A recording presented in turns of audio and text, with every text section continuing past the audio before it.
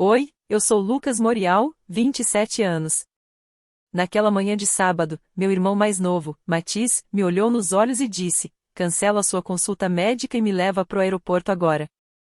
Eu disse: não. No instante seguinte, sua mão bateu tão forte no meu rosto que eu cambaleei. Sua egoísta, ele gritou. Meus pais nem pestanejaram. Marie apenas disse friamente: o futuro dele importa. O seu não. Aquela consulta médica, que esperei 9 meses inteiros, que ia dizer se o caroço no meu pescoço era câncer ou não. O voo dele para o Perfect Game National, o showcase que podia garantir um contrato multimilionário na MLB. Saí naquele mesmo dia e eles perderam tudo. Se você já teve sua própria família escolher o sonho de outra pessoa em vez da sua vida, fique até o fim. Essa história termina gelada. Sempre fui a sombra no canto do nosso quintal. Desde os 8 anos do meu irmão Matiz, aquele quintal era o reino dele. Jean arrancou a grama e colocou uma laje de concreto só para ele ter um túnel de rebatida de 18 metros, com rede profissional e iluminação de estádio que iluminava o quarteirão inteiro. Toda segunda, quarta e sexta, algum novo treinador particular com jaqueta de time da liga principal chegava em uma Silverado elevada, cobrando $300 por hora em dinheiro. Sem recibo. Finais de semana deixaram de ser finais de semana. Viraram voos noturnos para Júpiter Fort Myers, Phoenix, Kerry Lake, onde quer que estivessem os melhores torneios de beisebol da época. Matiz voava de primeira classe aos 12 anos. Eu ainda pegava o ônibus RTD para a faculdade comunitária. Pagava meus próprios livros, minha comida, tudo.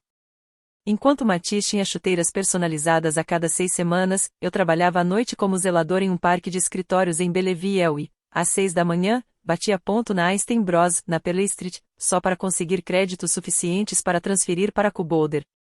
Meu quarto era o porão inacabado, paredes de bloco, uma lâmpada pendurada e um futon que encontrei no Craigslist, e a constante trilha sonora de bolas de beisebol batendo no backstop acima da minha cabeça até meia-noite. Algumas noites eu contava os tugs em vez de ovelhas, até as luzes finalmente apagarem. Marie mantinha um grande quadro branco na geladeira com um ano inteiro de Matiz marcado em vermelho. WWBA World Championship em julho, Perfect Game National em junho, códigos de área em agosto. Meu horário de trabalho nunca ganhava um quadrado sequer. Quando entrei em Boulder com uma bolsa parcial, Jean levantou os olhos do celular tempo suficiente para dizer: legal, significa que você vai sair daqui mais cedo. Eles não foram à minha cerimônia de formatura. Matiz tinha um showcase na Geórgia naquele fim de semana. Marie me mandou apenas um emoji de beisebol, nada mais. Aos 26 anos, finalmente consegui um emprego de verdade em uma agência de publicidade no centro, ganhando o suficiente para alugar um estúdio de 37 metros quadrados na Fax. Ainda enviava dinheiro para casa todo mês porque a mensalidade do time de Matiz subia, ou a nova Radar Gun custava 2.000, ou o time precisava de novos uniformes com o número do Matiz bordado em 3D nas costas. Eu dizia a mim mesmo que era temporário. Uma vez que verificasse o caroço no pescoço, quando soubesse que estava tudo bem, eu pararia. Finalmente colocaria um limite. O caroço apareceu logo depois do meu aniversário de 26 anos, duro como uma bolinha de gude sob a mandíbula. O médico de família em Littleton sentiu, franziu a testa e me mandou direto para um otorrino. O otorrino me encaminhou para a oncologia. Todos os especialistas na região tinham listas de espera de 6 a 10 meses. Peguei a primeira vaga que apareceu, marcada no meu calendário em vermelho, a única coisa vermelha que já existiu sobre mim. E esperei. Esperei enquanto o caroço crescia. Esperei enquanto minha voz começava a falhar em certas palavras. Esperei enquanto o Fastal de Matiz subia de 92 para 96 e os sites de recrutamento começavam a chamá-lo de braço geracional. Ninguém naquela casa perguntava como eu estava. Marie só ligava quando o treinador precisava de outro pagamento. Jean só mandava mensagem quando Matiz precisava de carona para o aeroporto porque o Uber era lento. Continuei enviando dinheiro, levando Gatorade e sementes de girassol, fingindo não perceber que meus colares não ficavam mais retos. Eu dizia a mim mesmo que, quando a consulta chegasse, tudo mudaria. Eu finalmente importaria para alguém, mesmo que fosse só para o médico. Mas essa consulta caiu no mesmo sábado em que Matiz precisava estar no Aeroporto Internacional de Denver às 8 da manhã para o voo charter privado para o maior showcase da vida dele. E, pela primeira vez em 27 anos, percebi que estava cansado de ser a sombra. Naquela manhã de sábado, Mathias desceu as escadas batendo como se a casa inteira fosse seu clube particular. Ele vestia o moletom de viagem do Perfect Game, aquele com o número dele bordado enorme nas costas, a bolsa de viagem balançando, AirPods tocando a playlist hype da semana que ele estava obcecado. Ele nem olhou para mim, só gritou em direção à cozinha: Lucas, pega as chaves. Vamos sair em 25 minutos, vou às 10. Eu estava encostado na ilha, segurando o primeiro café quente que consegui tomar em paz há séculos. Meu celular estava ao lado, tela acesa com um lembrete que eu vinha aguardando: UK Health Anuts Oncology, doutora Clara Martim, 11h30. Não reagendar. Tomei um gole lento e disse: não vou te levar. Tenho minha consulta. Ele parou no meio da sala, puxou um AirPod. Que consulta? O especialista. O caroço no meu pescoço. Aquele que esperei 9 meses. Ele riu como se eu tivesse contado a piada mais fraca do mundo. Você está falando sério? Liga para eles e muda. Isso é o Perfect Game National, Lucas. Todo time da MLB vai mandar olheiros.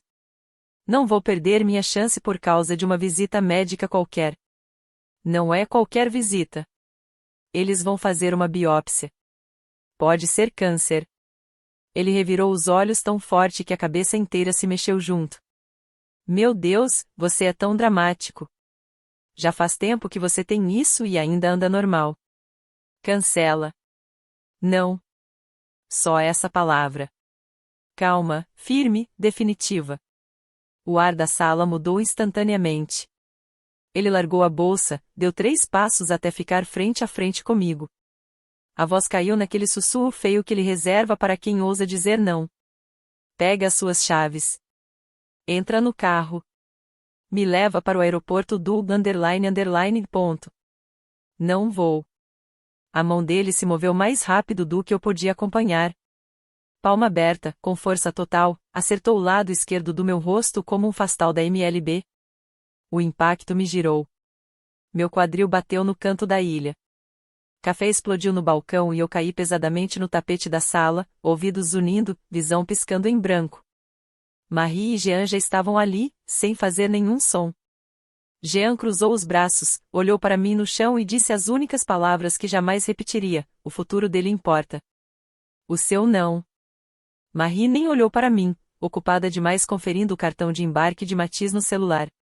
Fiquei no chão talvez 4 segundos, provando o gosto de sangue, sentindo o contorno perfeito da mão dele queimando na minha pele. Algo dentro de mim, rachado há anos, finalmente se partiu ao meio. Me levantei devagar, limpei a boca e passei por ele sem dizer uma palavra. Subi as escadas para o quarto que quase não usava mais. Peguei a mala de emergência que guardava para viagens de trabalho de última hora. Joguei 3 dias de roupas, carregador do laptop, itens de higiene, a pasta grossa com todos os meus registros médicos e o envelope com R$ 4.000 que eu escondia numa caixa de sapatos para emergências. 14 minutos se passaram desde o momento em que a palma dele acertou meu rosto até eu estar de volta no andar de baixo. Mathias já estava na garagem gritando sobre o trânsito. Marie segurava o chaquer dele como se fosse de ouro. Jean nem se virou. Fui direto para a porta da frente. Mathias gritou da garagem: Lucas, que diabos você está fazendo? Não respondi. Abri a porta, pisei na fria manhã de maio e fechei atrás de mim com um clique suave final que, de alguma forma, soou mais alto que o tapa. Entrei no carro, saí da garagem e dirigi para longe daquela casa pela última vez na minha vida. Fui direto para o UK Health, com a marca da mão do meu irmão ainda ardendo no rosto. Peguei o ticket do estacionamento às 10h57, encontrei uma vaga no nível 4 e sentei no carro por 3 minutos inteiros me olhando no retrovisor. A marca já começava a roxear. 5 dedos perfeitos, contornados como uma marca. Peguei a pasta de registros médicos, tranquei o carro e entrei.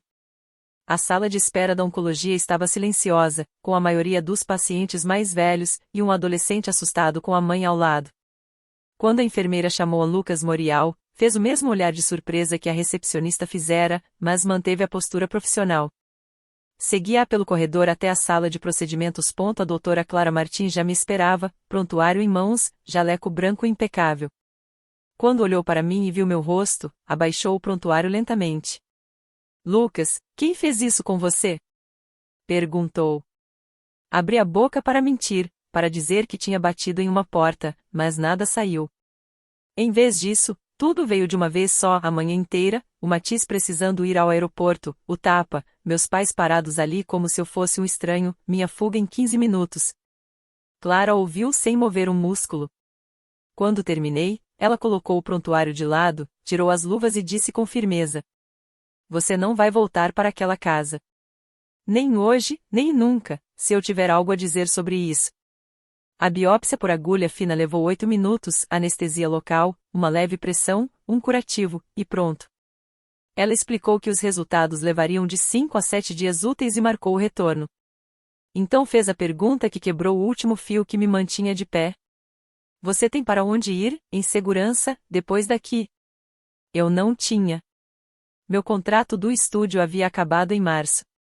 Eu estava dormindo no porão, em um colchão inflável, sempre que passava pela cidade. Clara não hesitou. Você vai comigo. Tenho quarto de hóspedes, chave reserva e um Golden Retriever bobo que acha que todo mundo é o novo melhor amigo dele. Sem discussão. Tentei protestar, mas ela me calou com um único olhar. Já viu o que acontece quando as pessoas voltam depois da primeira agressão? A gente não vai fazer isso. A casa dela era um rente simples dos anos 70 em Isha Aurora, ainda com as luzes de Natal piscando na varanda, porque a vida é curta demais, ela disse.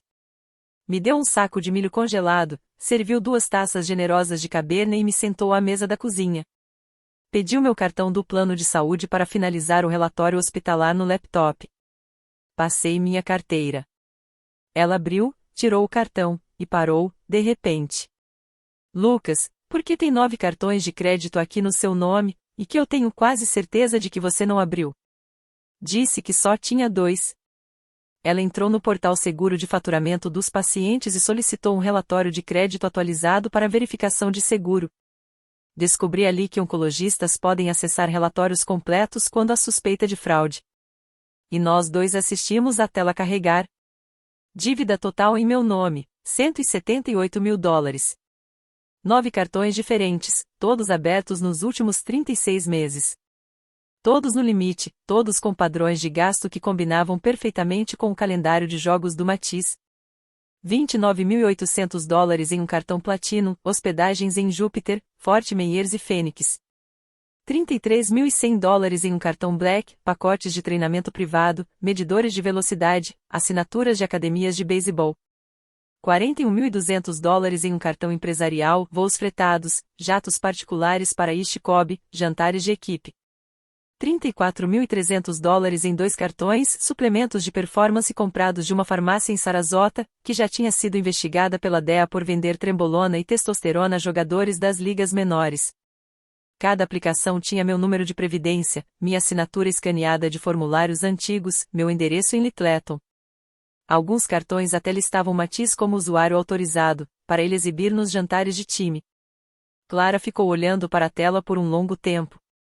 Depois, fechou o laptop, me olhou firme e disse: Sua família não só te agrediu hoje de manhã, Lucas. Eles te roubaram por anos. Usaram o seu futuro para comprar o dele. Fiquei ali, na cozinha quente de uma desconhecida, segurando um saco de milho congelado contra o rosto, olhando para aquele número que agora resumia toda a minha vida adulta, $178 mil em dívidas. Cada centavo gasto alimentando o mito de Matiz Morial, o futuro astro do beisebol. E ninguém naquela casa jamais perguntou se eu estava bem. 2 semanas depois, o mundo do beisebol pegou fogo. Eu estava na cozinha da Clara, vestindo um moletom velho da Cu e comendo iogurte direto do pote, quando meu celular enlouqueceu. Não tocou, tremeu tanto no balcão de granito que parecia tentar fugir. Peguei o aparelho, notificações por toda parte. Primeiro vieram prints de grupos de pais que eu não via desde o colégio. Depois, posts no Twitter, de mais de perfis que eu nem seguia. O Perfect Game National tinha feito teste surpresa em todos os arremessadores que lançavam acima de 92 milhas por hora naquele fim de semana. Matisse foi tirado do monte na quarta entrada, escoltado por 2 homens com crachás da usada. Coletaram sangue e urina na hora. Os resultados saíram do Laboratório Olímpico em Colorado Springs em menos de 48 horas, positivos para 3 compostos anabolizantes diferentes, boldenona 1-decilenato, nandrolona decanoato e uma taxa T de 2811, números tão absurdamente altos que o laboratório marcou como incompatíveis com o uso terapêutico e enviou direto ao departamento de olheiros da MLB. Às 10h12, o nome dele desapareceu dos placares ao vivo. Às 11h03, a conta oficial do Perfect Game postou o comunicado mais frio da história do esporte. Participante Matisse Morial removido do evento e inelegível para todas as futuras atividades PG devido à violação antidoping. Ao meio-dia, todos os sites de recrutamento tinham apagado seu perfil. Baseball América, Prep 52, Prospects Live, tudo fora do ar. Os técnicos universitários que mandavam emojis de coração pararam de responder. As 11 bolsas integrais evaporaram. O quadro interno da MLB Draft 2027, que o colocava como escolha entre os 15 primeiros, agora tinha uma linha solitária.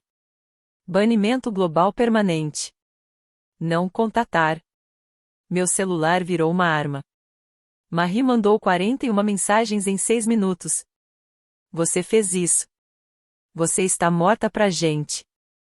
Seu irmão está chorando e é sua culpa. Jean mandou uma única mensagem de voz, 38 segundos de puro veneno. Reze pra eu nunca te ver de novo. Matisse mandou 87 mensagens antes de eu bloqueá-lo. Começaram com tentativas de negociação, viraram ameaças, terminaram com ele chorando em letras maiúsculas dizendo que eu tinha assassinado o sonho dele.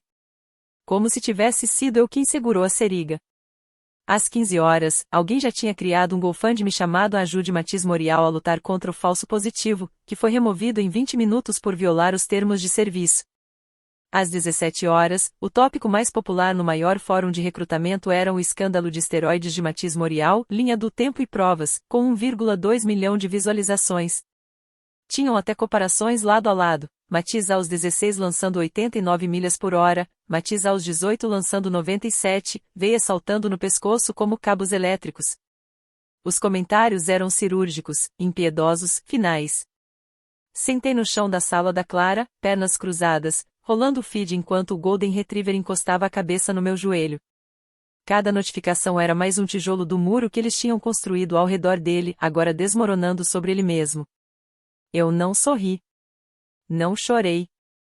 Só observei o império que venderam o meu futuro para erguer desabar em tempo real. Às 21h42, Marie ligou de um número novo. Deixei tocar. Ela deixou um correio de voz que coloquei no Viva Voz para Clara ouvir também. Ele tentou se machucar hoje por causa do que você fez. Se ele morrer, o sangue dele estará nas suas mãos. Volte para casa agora e conserte isso. Bloqueei esse número também. Então virei o celular com a tela para baixo, servi um copo de água e fui para a cama. Pela primeira vez em toda a minha vida, ninguém naquela casa podia me alcançar. E o futuro dourado do Matisse já estava enterrado. Dei a eles mais 30 dias de silêncio total. Não bloqueei por drama. Eu os apaguei. Novo telefone, novo número, novo e-mail, tudo novo. Clara mudou a senha da câmera da porta na mesma semana, depois que Marie tentou aparecer às 2 da manhã, chorando na varanda. Só filmagem de segurança, sem conversa. Na manhã do 31º dia, entrei no escritório da Mason Brooks, no 17º andar, no centro de Denver. O mesmo Mason que uma vez me pagou com cerveja e pizza para escrever a tese de graduação dele. Agora usava um terno de $3.000 e tinha conselheiro de crimes financeiros na porta. Deixei um fichário de 2 centímetros de espessura na frente dele e disse: quero eles na prisão federal. Ele abriu. Página 1. Fotocópia do meu cartão de Seguridade Social junto a 9 pedidos de cartão de crédito falsificados. Página 2. $41.200 em combustível de jato privado. Página 50. Recibos de farmácia de manipulação para 4 ciclos de testosterona e nandrolona endereçados a The Beckett, Littleton, Co. Página 400. Registros bancários mostrando cada pagamento vindo da conta da empresa do Jean ou do cartão pessoal da Marie. Mason não se abaleu. Apenas disse: 10 anos no mínimo para o organizador.